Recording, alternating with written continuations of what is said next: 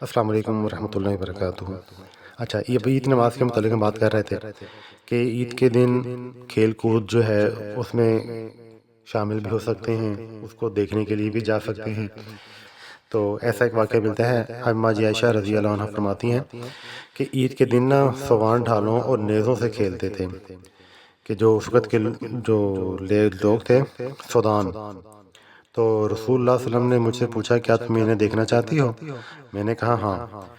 پھر مجھے آپ نے اپنے پیچھے کھڑا کر لیا، میں ان حبشیوں کا تماشا دیکھ رہی تھی جو عید کے دن مسجد میں جنگی کھیلوں کا مظاہرہ کر رہے تھے۔ تو ان کی تو ماشاءاللہ کھیلیں بڑی خوبصورت تھیں، جنگی تیاری بھی ہو جاتی تھی اور کھیلیں بھی ہو جاتی تھیں۔ ہماری تو یہاں پہ کھیلیں بڑی عجیب و غریب ہیں، تاش سے شروع ہوتی ہیں اور وہ جوئے پہ جا کے ختم ہوتی ہیں، تو ایسی چیزوں سے پرہیز کرنا چاہیے۔ تو عبداللہ بن بصر رضی اللہ عنہ عید کے فطر کے روز نماز کے لیے گئے تو امام نے نماز میں تاخیر کر دی، تو فرمانے لگے کہ رسول اللہ صلی اللہ علیہ وسلم کے زمانے میں ہم اس وقت نماز سے فارغ ہو چکے ہوتے تھے۔ راوی کہتا ہے کہ یہ چاشت کا وقت تھا، یعنی کہ سورج نکلنے کے بعد۔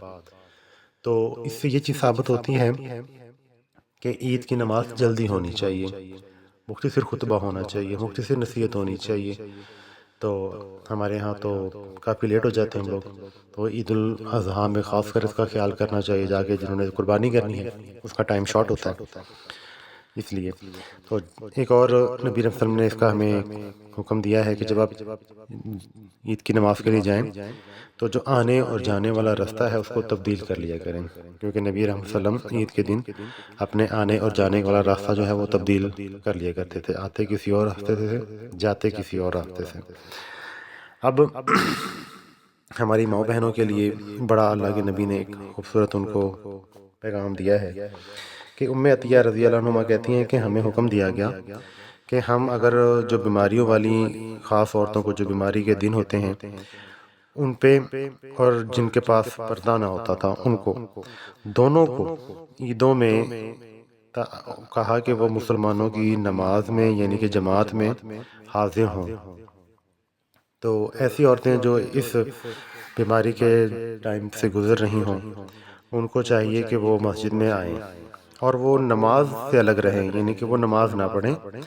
تو جب مسلمانوں دعا کر رہے ہوتے ہیں، تکبیر پڑھ رہے ہوتے ہیں، تو وہ ان میں شامل ہو جائیں تاکہ اللہ کی رحمت اور بخشش سے حصہ پائیں، کیونکہ یہ ایک اللہ نے انعام والا دن رکھا ہے، یہ عطا والا دن رکھا ہے، رحمت والا دن رکھا ہے، تو اس لیے یہ اس ٹائم پہ ان کو حاضر ہونا چاہیے۔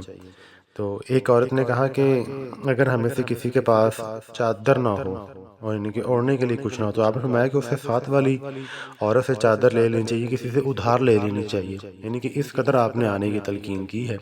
تو جب بیماری میں آنے کی اجازت ہے تو صحت مند والیوں کو تو پھر بلاولا آنا پڑے گا، آنا چاہیے، کیونکہ ہمیں ان چیزوں کا ایک ہم مادہ پرست ہیں، ہمیں فزیکلی طور پہ اس کا جو رزلٹ ہے، ثواب ہے، وہ نظر نہیں آتا، تو ہم اس پہ ڈھیلے پڑ جاتے ہیں۔ تو ہمیں جب آخرت میں اس کا رزلٹ نظر آئے گا، اجر نظر آئے گا، پھر ہم پچھتائیں گے کہ کاش ہم چلے جاتے یا پہنچ جاتے۔ تو اس لیے جب نبی رحمۃ اللہ علیہ وسلم نے ہمیں کہہ دیا ہے نا تو ہمیں آنا چاہیے۔ تو انشاءاللہ آگے ہم تکبیرات ہیں اس کا سلسلہ اگلی ویڈیو میں ریکارڈ کرتے ہیں۔ اللہ ہمیں عمل کی توفیق عطا فرمائے۔